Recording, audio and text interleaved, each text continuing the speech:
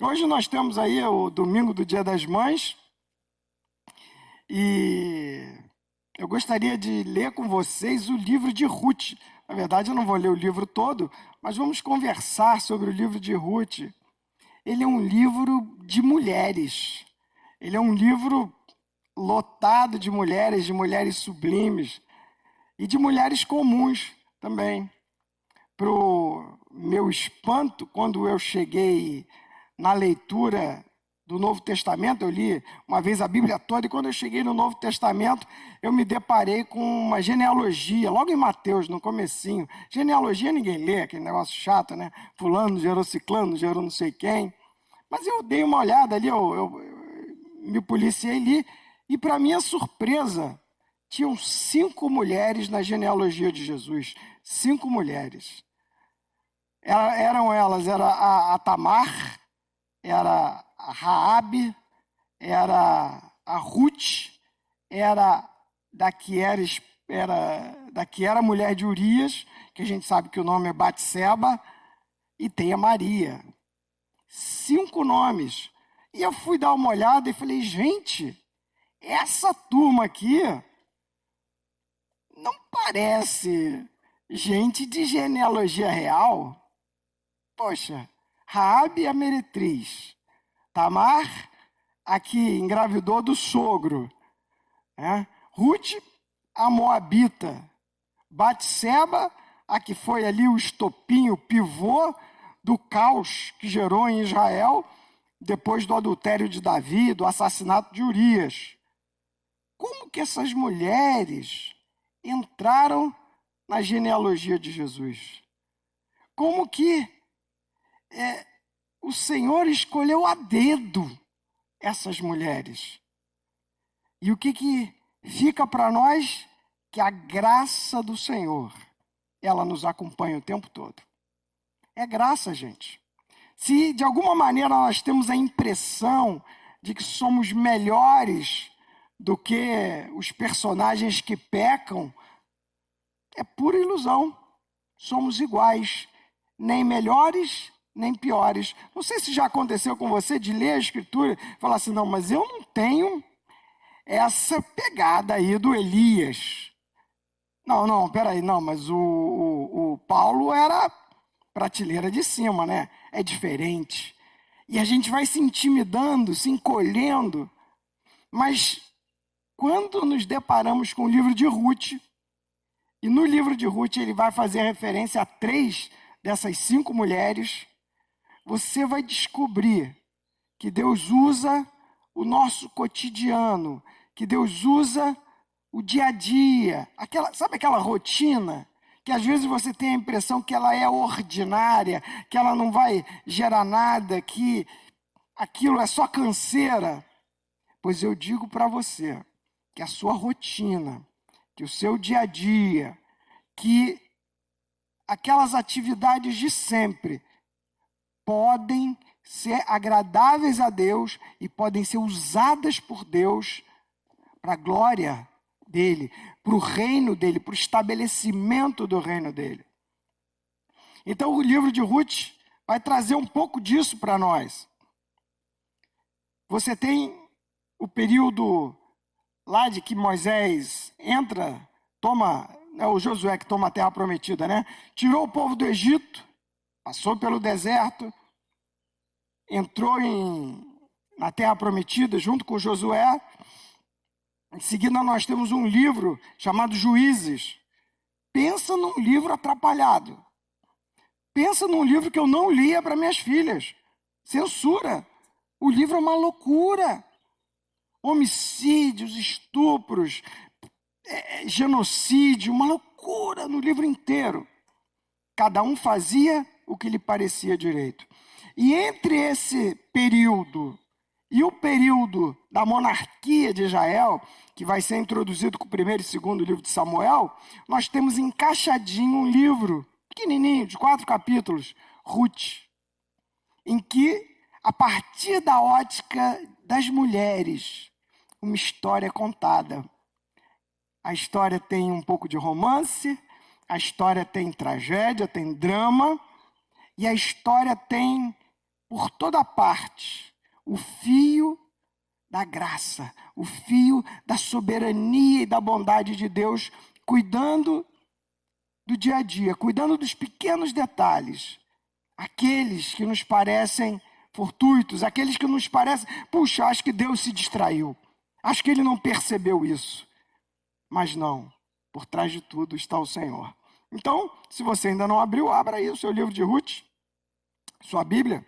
Como eu já disse, fica entre Juízes e Samuel. Mas hoje ninguém precisa mais achar, porque é só você clicar ali, digitar e aparece, não é isso?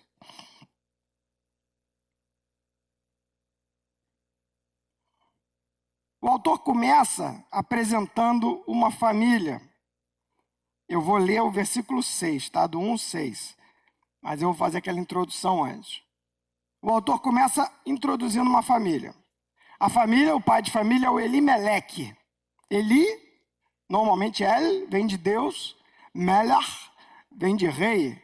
Então, o nome dele tem uma mistura de realeza com divindade.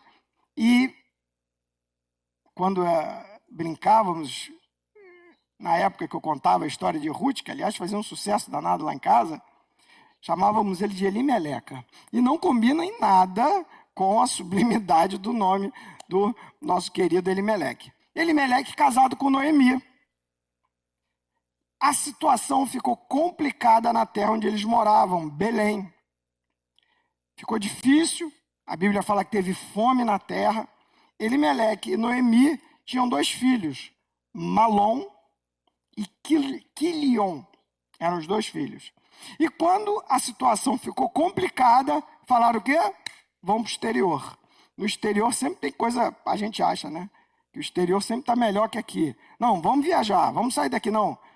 Aqui está muito ruim. Só que em Israel você tem uma associação da bênção ao espaço físico. E aonde eles moravam era Belém. Beth-Helen é a cidade do pão. A casa do pão, na verdade. Acho que é isso. E ele resolveu sair. Sair com toda a sua família. Vamos lá, então, no 6 diz assim. Então se dispôs... não, perdão. Eu li errado aqui, peraí. Ele já matou todo mundo aqui até o 6, perdão, vamos lá. O autor é muito sumário, né? Então chegaram lá em Moabe, foram para Moabe. Moabe é uma terra estranha, Moabe é uma terra de inimigos. Moabe começou a partir das filhas de Ló. Ló escapou de Sodoma e Gomorra, mas Sodoma e Gomorra não escapou do coração das filhas de Ló. E as filhas de Ló engravidaram do próprio pai, e a partir daí surgiu uma nação chamada Moabe. E eles se tornaram inimigos de Israel. Era um povo idólatra e muito inclinado à perversão. O culto era todo misturado com perversões sexuais. Então, o Elimeleque não estava nem aí para isso. Elimeleque queria prosperar, queria ganhar um dinheirinho. Lá as oportunidades pareciam melhores. Então eles foram para Moabe. Só que nessa terra de Moabe, Elimeleque morreu. Repara que quando a Bíblia quer falar que fora da terra de Israel não tem muita bênção, Deus mata todo mundo. Porque aqui você vai ver, vai matar o Elimeleque, vai morrer os 2 filhos dela, os homens todos da casa, e a mulher vai ficar desamparada. Se você ler aquela passagem de Judá, quando Judá se afasta, logo depois... Estou misturando as histórias, né? Dá para pegar Judá? Judá era um dos 12 filhos de Jacó, e eles venderam José, ok? Depois que Judá vende José, Judá fica meio transtornado, e ele se afasta da família dele. E ele busca mulheres entre os cananitas. E ele arruma uma mulher chamada Sua, não era dele, era Sua, né? Ele arrumou uma mulher chamada Sua, e os filhos que ele tem com ela, 2 deles morrem. E a própria mulher morre.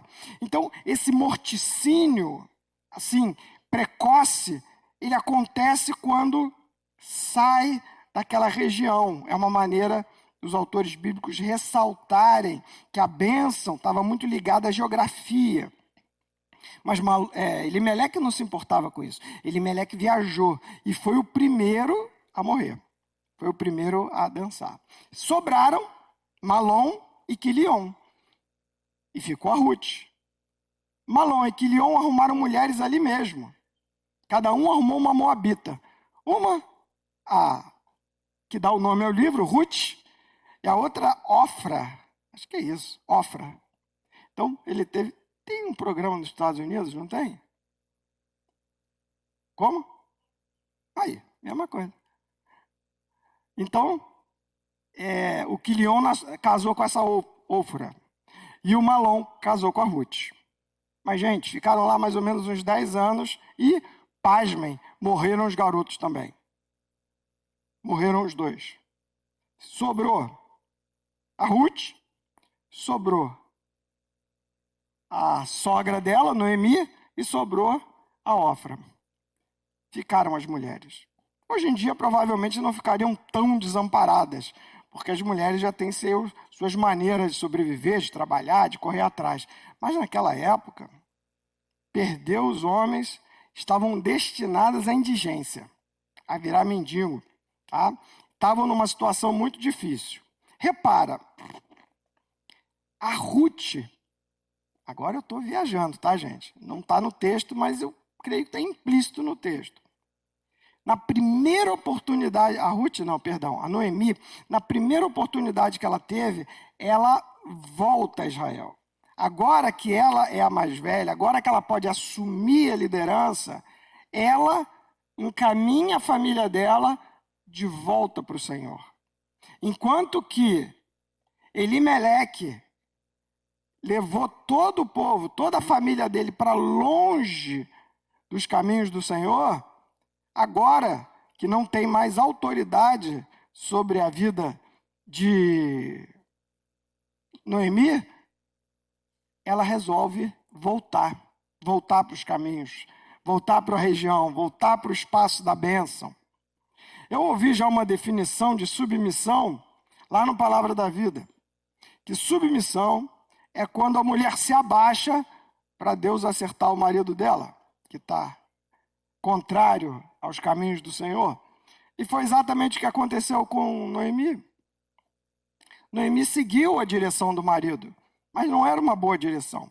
E aquela direção custou caro para o marido e para os filhos. Mas assim que ela teve a oportunidade, ela apontou para o retorno. Então, agora sim, Ruth 1:6 diz assim: então se dispôs ela, Noemi, com suas noras, e voltou da terra de Moabe, porquanto nesta ouviu que o Senhor se lembrara do seu povo, dando-lhe pão. Dando-lhe pão, a casa do pão, ela resolveu voltar para Belém. Ouviu as notícias. Gente, quem ficou lá em Belém, ficou vivo, passou pela dificuldade e estava muito próspero. Quem viajou para Moabe ficou ruim. Às vezes, os homens, eles decidem e partem e comprometem o movimento da família toda. Esse movimento pode ser extremamente abençoador, que é o que se espera, mas ele pode ser terrível. Por isso que é importante toda decisão que o homem tomar, ele buscar Deus e procurar alinhar cada decisão de viagem, de mudança, de trabalho, de saída de um determinado grupo para outro, diante de Deus. Porque aquilo que ele decide, seja bom ou seja ruim, esbarra, encosta, sobra, escorre para toda a família dele. Se ele acertou, a bênção vai sobre todo mundo, mas se ele errou, pega todo mundo também. É uma responsabilidade muito grande. Talvez eu esteja indo longe demais aqui só com esse textinho, mas como a Noemi voltou assim que pôde, será que ela não falou, não vamos não, homem, fica aqui mesmo. É Deus que abençoa a gente. Não precisa ir lá para Moabe, não. Fica. Não, moleque, manda sou eu, cala a boca. Eu que vou. E foi. E morreu os filhos. Né? Então, às vezes, esse consenso familiar, né? Aquela ajudadora, né? Que é o mesmo, a mesma palavra é usada para a ajuda do Espírito Santo ao longo do Velho Testamento, deva ser ouvida, deva ser considerada como trazendo uma palavra de Deus, tá? Então, Noemi, assim que pôde, resolveu voltar. Lembrou que tinha pão. E ela saiu com as 2 noras, ok? Foi embora. Todo mundo comovido, morreu todo mundo, a gente está com pouco dinheiro, só deve ter dinheiro para viagem, vamos embora. No meio do caminho, ela falou, não é certo eu levar essas meninas novas, o que elas vão fazer comigo? Chegar lá que nem mendigo, e eu estou aqui pagando o maior mico, estou passando vexame, porque eu saí lá da minha terra com dinheiro, eu saí da minha terra com bens, eu saí da minha terra com marido, com filhos, agora eu volto sozinha, com uma mão na frente, outra atrás. Melhor essas meninas ficarem por aí. E ela vai e fala, meninas, volta para a casa de vocês, vai lá, casa de novo, fica com teu pai, com a tua mãe, Deus vai abençoar vocês. E uma delas, a Ofra, saiu e foi fazer programa de televisão. Brincadeira. Ela voltou para a casa dela. Mas a outra, a Ruth, ela falou, não, eu não vou não. Aí eu já estou lá no 16. Olha como diz a Ruth, ó. Não me instes para que te deixe e me obrigue a não seguir-te, porque aonde quer que fores, irei eu. E onde quer que pousares, ali pousarei eu. O teu povo é o meu povo, e o teu Deus é o meu Deus. Onde quer que morreres, morrerei eu, e aí serei sepultada. Faça-me o Senhor o que bem lhe aprouver, se outra coisa que não seja a morte me separar de ti. Oh, essa mulher estava focada. Agora, olha que legal. A Noemi era uma mãe. Ela era uma mãe para o Malom e para o Quilion. Mas ela se fez uma mãe para Ruth. E ela fez também uma discípula, porque a Ruth passou a apreciar o mesmo Deus da Noemi. Ela ganhou a Ruth para o Senhor. E ela ganhou a Ruth para ela mesma, com amizade. Agora repara, quanto será que a Noemi investiu na Ruth? Quanto será que a Noemi derramou de vida, de bens, de finanças, de conhecimento, de tempo, de atenção? E agora é um momento em que a Noemi está tão fragilizada, está tão carente, tão necessitada, está de luto, está quebrada, está amarga. E a Ruth não deixou ela. E você vai ver que em toda a narrativa, a Ruth permanece submissa a ela, obedece ela como se fosse uma filha.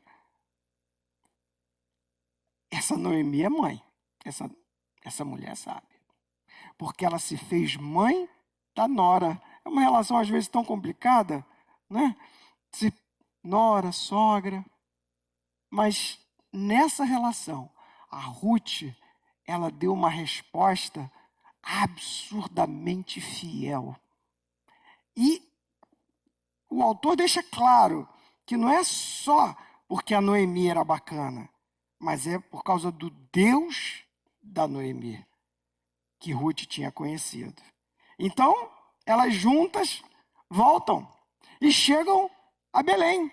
Sabe quantos habitantes tem em Belém hoje? Eu fui lá no Wikipedia procurar. 30 mil pessoas. É um ovo pequeno. Você imagina isso? Isso aqui era 1.100 anos antes de Cristo.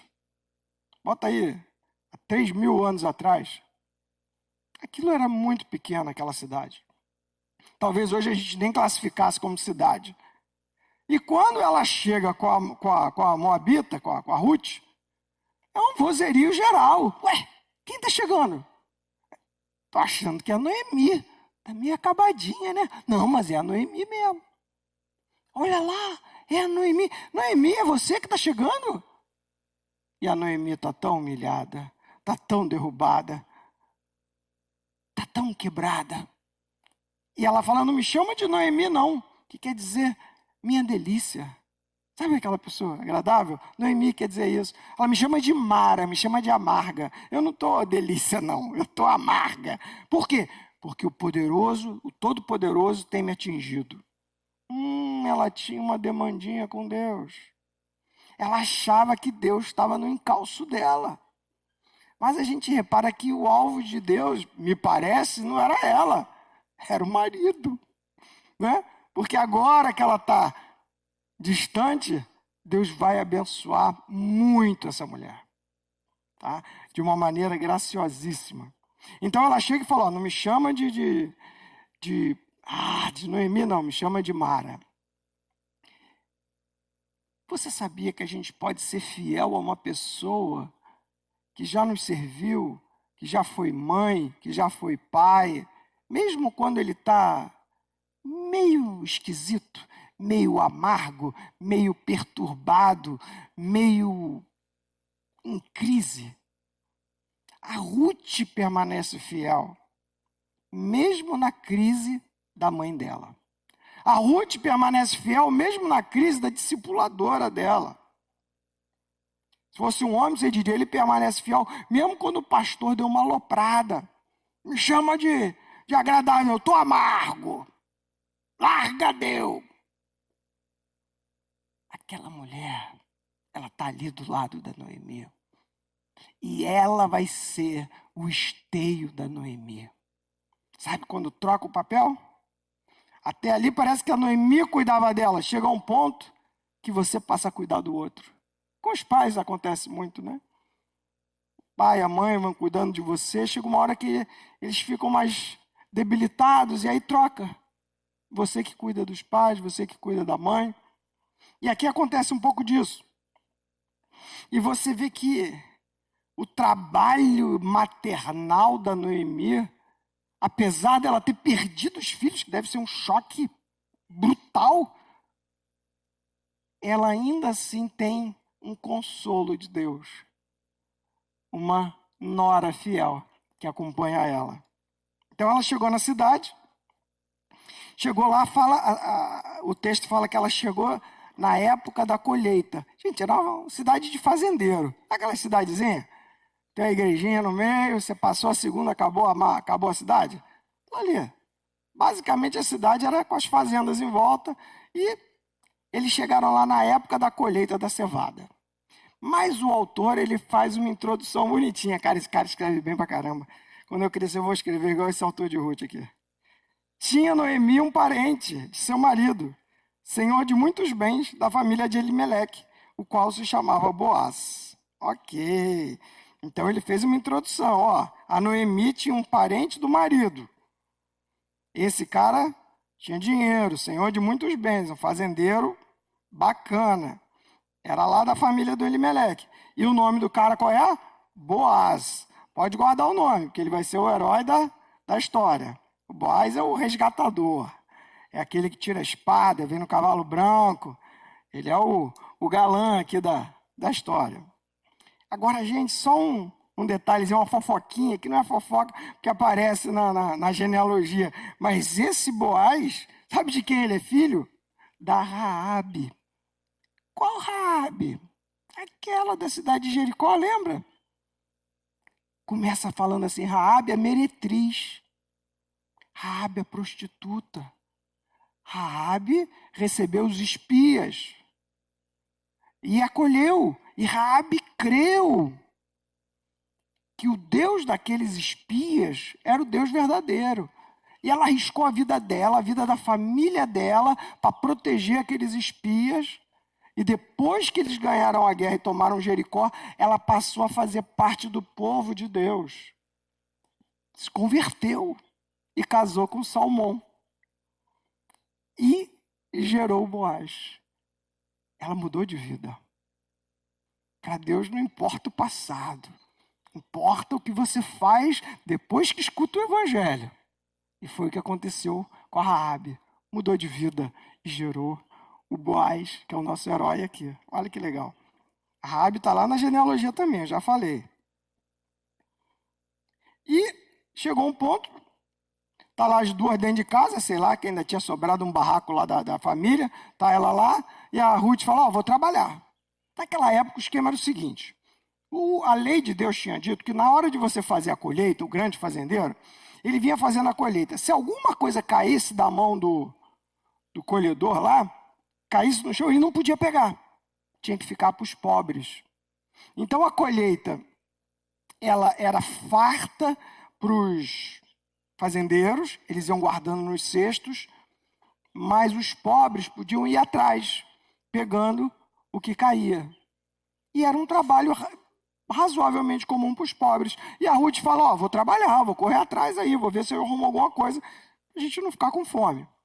E ela vai, abençoada. E nesse trabalho, o texto fala, sabe o quê? Casualmente, bonitinho, né? Casualmente. O crente fala assim, não existe coincidência, existe cristocidência, né? Mas o autor aqui não foi tão incisivo, ele falou, casualmente, Ruth entrou nos campos do Boaz. E foi sem querer, ela nem percebeu. Enquanto ela está lá colhendo, o Boaz chega, sei lá, montado no seu jumento, montado no seu cavalo. Eu estava montado, também não fala. Eu sei que ele chegou, olhou, chamou o servo, falou, quem é aquela moça ali? Quem é aquela ali? Ela é de quem? De onde vem essa moça? Aí o cara fala, essa dali é a Moabita, que veio junto da Noemi. Ele, rapaz, que loucura. Faz o seguinte, Aí desceu, foi lá falar com ela. Ô, moça, vem cá. Fica colhendo aqui com a gente, não vai para outros campos, não. Fica aqui, Pessoal, eu já recomendei aqui para ninguém mexer com você, tá? Pode ir aí, tranquilo. E tem uma hora, aí ela começa a trabalhar. E o cara dá bom testemunho dela. O servo falou, pegou firme. Chegou aqui, não parou nem para descansar direito. Tá trabalhando sem parar aí. Bacana, né? Aí o Boaz, isso aí eu tô colocando ali salomices, né, no meio. Ele olha e fala assim, eu vou falar com essa mulher, eu não aguento. Vou lá falar com ela. E aí ele chega para falar com ela. Ele fala assim com ela, Então disse Boaz a Ruth, ouve, filha minha, não vais colher em outro campo, nem tampouco passes daqui, porém aqui ficarás com as minhas servas.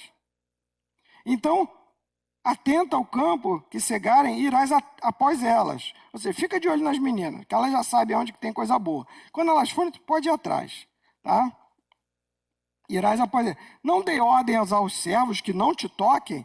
Então a gente percebe que era comum as pessoas implicarem com as mulheres que iam à lavoura, abusarem, quererem fazer alguma maldade.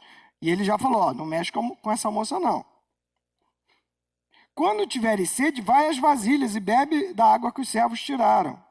Então ela, inclinando o rosto em terra, lhe disse, como é que me favoreces e fazes caso de mim, sendo eu uma estrangeira? Caraca, a mulher tinha largado tudo, velho. E ainda foi para uma terra estranha. Sabe o que é isso? Você chegar num lugar que você não conhece ninguém, só com uma pessoa, estrangeiro. Todo lugar tem esses preconceitos, né? E aí respondeu Boaz, bem me contaram tudo quanto fizestes à sua sogra, depois da morte do teu marido, como deixaste a teu pai e a tua mãe, e a terra onde nasceste, e vieste para um povo que dantes não conhecia. O Senhor retribua o teu feito, e seja cumprida a tua recompensa do Senhor. Cumprida quer dizer completa, seja abastecida, né, a tua recompensa do Senhor. Deus de Israel, sob cujas asas viestes buscar refúgio. Caramba, o Boaz entendeu tudo, olhou. Agora, a mãe do Boaz também não tinha sido estrangeira. Ela também não tinha largado tudo.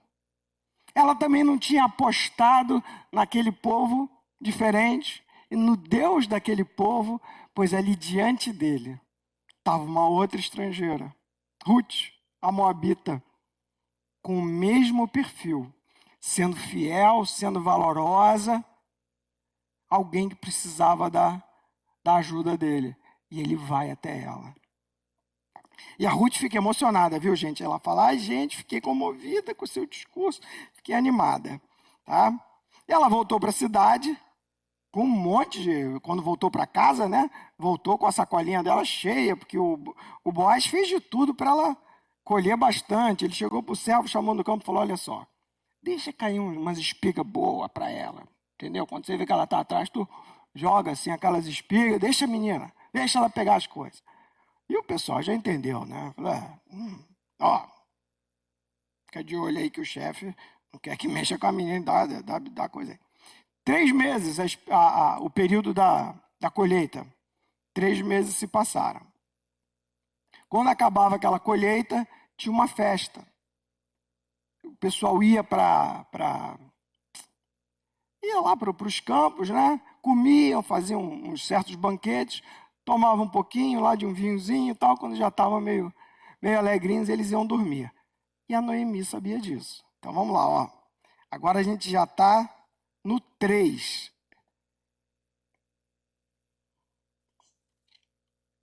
Olha como é que é esse 3 aqui. Diz assim, ó. Disse-lhe Noemi a sua sogra, minha filha, não hei eu de buscar-te um lar para que sejas feliz? É inevitável. Quando você ama alguém, a pessoa quer te amar de volta. E ainda por cima, aquela que era a mãe dela, mãe, que é o melhor para a filha. E ela fala, filha, vou arrumar um casamento para você. Não é, pois, Boaz, na companhia de cujas servas estivesse um de nossos parentes? O Boaz era um deles. Deixa eu explicar essa história, ela é muito bizarra para a gente, né? Mas era assim, ó. O sujeito tinha, vamos dizer, 3 irmãos, tá? E aí, de repente, um dos irmãos morria sem ter filho. Mas ele casou, porque a Ruth casou. Então, o outro irmão mais velho devia se relacionar com a cunhada, e o filho que nascesse da cunhada não ia ser dele, ia ser do irmão falecido. Era um costume entre eles. Tá? Então tinha essa coisa do resgatador. Na linha de sucessão, o Boaz era um resgatador, mas tinha um outro cara que era mais próximo. Tá? Então vamos lá. Mas antes, a Noemi falar para ela, filha, faz o seguinte, toma banho, limpa essas suas unhas que estão pretas, né? De tanto colher coisa, passa perfume, bota a tua melhor roupa e você vai lá na eira, lá onde o pessoal fez a colheita. E quando chegar, você puxa o paninho que o Boaz estiver deitado e deita ali no pé dele. A Ruth, olha a Ruth, como é que ela fala? Tudo quanto me disseste, farei. O Boaz era mais velho, gente. Mas a Ruth não está focada nisso. A Ruth parece que tem uma visão mais ampla.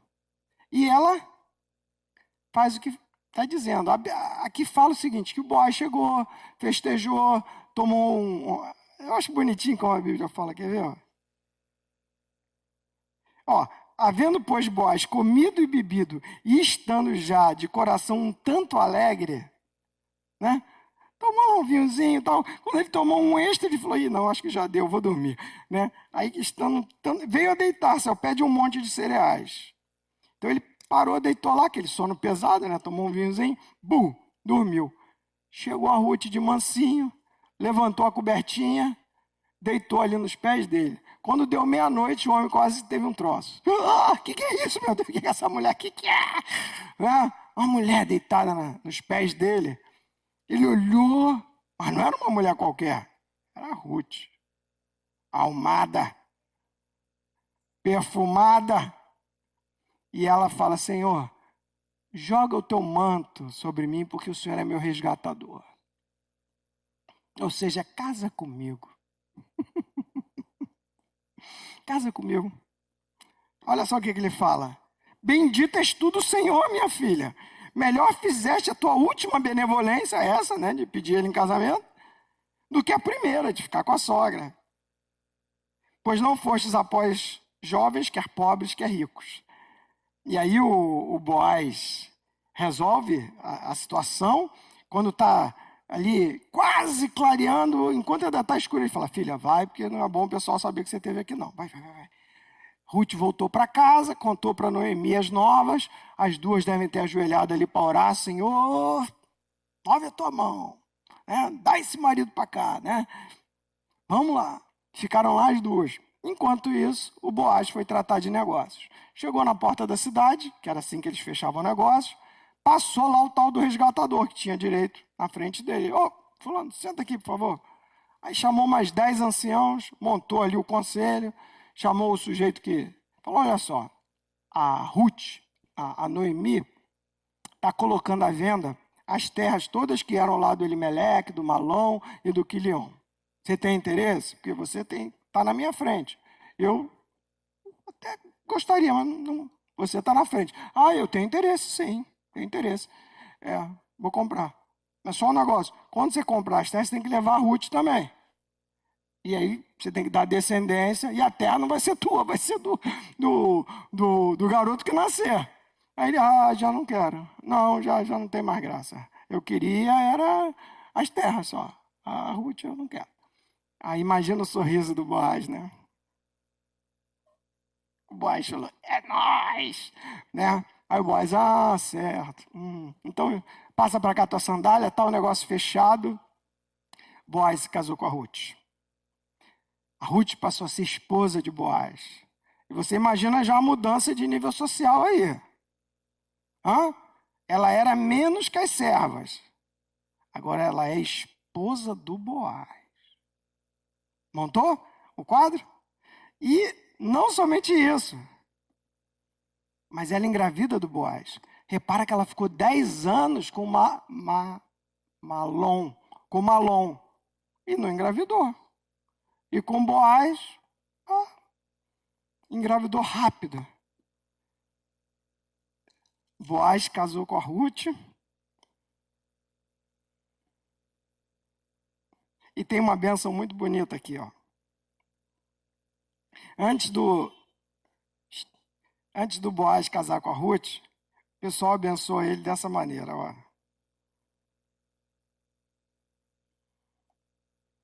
Todo o povo que estava na porta e os anciãos disseram, somos testemunhas. O Senhor faça a esta mulher que entra na tua casa como Raquel e Lia.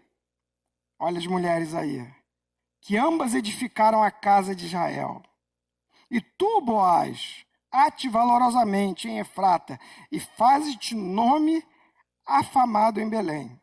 Seja a tua casa como a de Pérez, que Tamar teve de Judá, pela prole que o Senhor te der desta jovem. Assim tomou Boaz a Ruth e ela passou a ser sua mulher, coabitou com ela, e o Senhor lhe concedeu que concebesse e teve um filho. Então as mulheres disseram a Noemi, seja o Senhor bendito. Noemi, tá? Aquela lá que era amarga, mas que era... Seja o Senhor bendito que não te deixou hoje sem te dar um neto, que será o teu resgatador. E seja ele famoso em Israel. E ele será restaurador da tua vida e consolador da tua velhice. Pois a tua nora que te ama o deu à luz, e ela te é melhor do que 7 filhos. Noemi tomou o menino e o pôs no colo, e entrou a cuidar dele. E as vizinhas lhe deram o nome, dizendo, a Noemi nasceu um filho, e o chamaram Obed. Obed é pai de Jessé. Jessé é pai do rei Davi.